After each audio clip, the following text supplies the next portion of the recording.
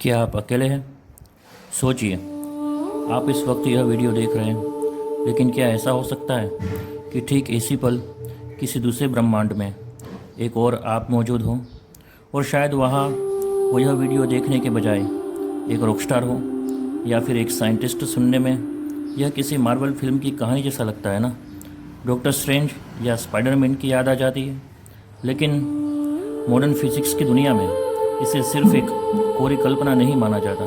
इसे कहते हैं मल्टीवर्स थ्योरी, यानी एक ऐसा सच जहां हमारा ब्रह्मांड अकेला नहीं है, बल्कि ऐसे अनगिनत ब्रह्मांड मौजूद हैं।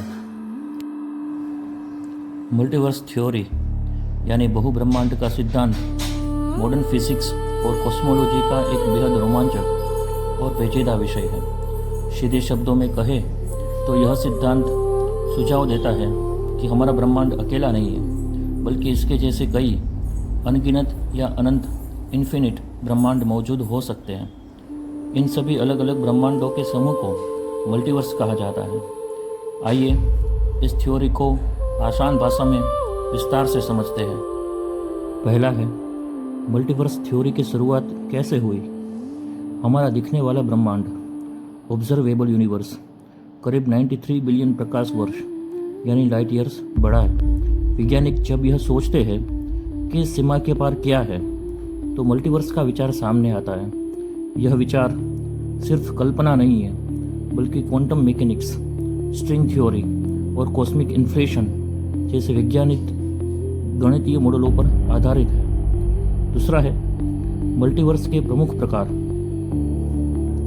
मशहूर फिजिसिस्ट मैक्स टेगमार्क उसने मल्टीवर्स को 4 स्तरों में बांटा है, जिससे इसे समझना आसान हो जाता है। लेवल 1, अनंत ब्रह्मांड, इन्फिनिट क्विल्टेड यूनिवर्स।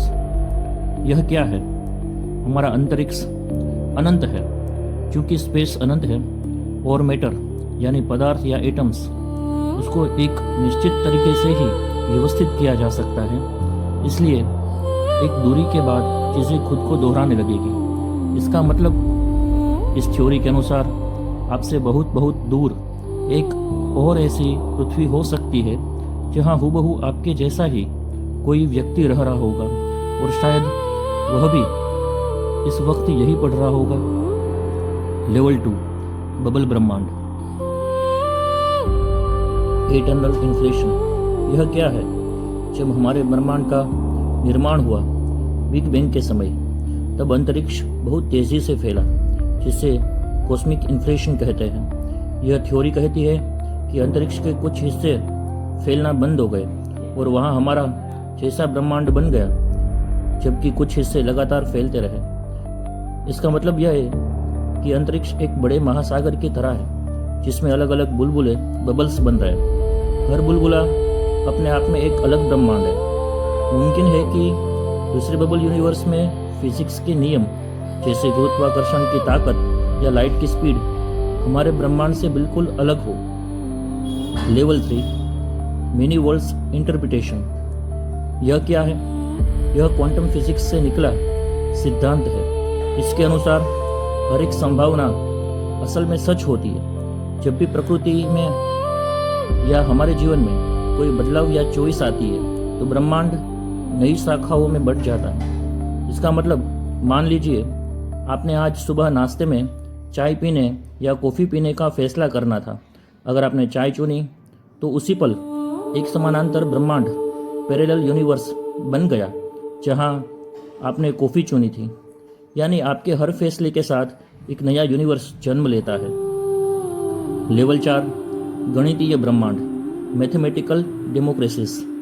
यह क्या है? यह सबसे जटिल स्तर है। यह कहता है कि गणित के जितने भी समीकरण, इक्वेशंस या नियम संभव है, वे सभी किसी न किसी ब्रह्मांड में असलियत का रूप लेते हैं। वहाँ समय और स्थान, स्पेस एंड टाइम का कॉन्सेप्ट भी हमारे जैसा होना ये ज़रूरी नहीं है। क्या मल्टीवर्स का कोई सबूत है? वैज्ञानिक रूप से इसका कोई ठोस या प्रत्यक्ष सबूत अभी तक नहीं मिला है। इसके मुख्य कारण है, हम अपने ब्रह्मांड की सीमा, ऑब्जर्वेबल यूनिवर्स से बाहर नहीं देख सकते। यदि कोई दूसरा ब्रह्मांड है भी तो वह हमसे इतनी दूर या ऐसे आयाम यानी डायमेंशन में है जहाँ तक हमारी रोशनी या कोई भी सिग्नल नहीं पहुँच सकता। संकेत, इनडायरेक्ट क्लूज। कुछ कॉस्मोलॉजिस्ट का मानना है कि बिग बैंग से बची हुई कॉस्मिक माइक्रोवेव बैकग्राउंड रेडिएशन में कुछ अजीब कोल्ड स्पॉट्स या निशान मिले हैं। कुछ थ्योरी के अनुसार यह इस बात का संकेत हो सकता है कि अतीत में हमारा ब्रह्मांड किसी दूसरे पड़ोसी ब्रह्मांड से टकराया था। वैज्ञानिकों का इस पर क्या रुख है? मल्टीवर्स थ्योरी को लेकर वैज्ञानिकों में दो गुट बटे हुए हैं। एक है समर्थक स्टीफन हॉकिंग्स, एलन गुथ और मिशियो काकू जैसे महान वैज्ञानिकों का मानना था कि मल्टीवर्स थ्योरी हमारे ब्रह्मांड के कई अनसुलझे रहस्यों जैसे कि हमारे ब्रह्मांड के नियम जीवन के लिए इतने सटीक क्यों है, इसका जवाब दे सकती है। विरोधी दल भी कहते हैं।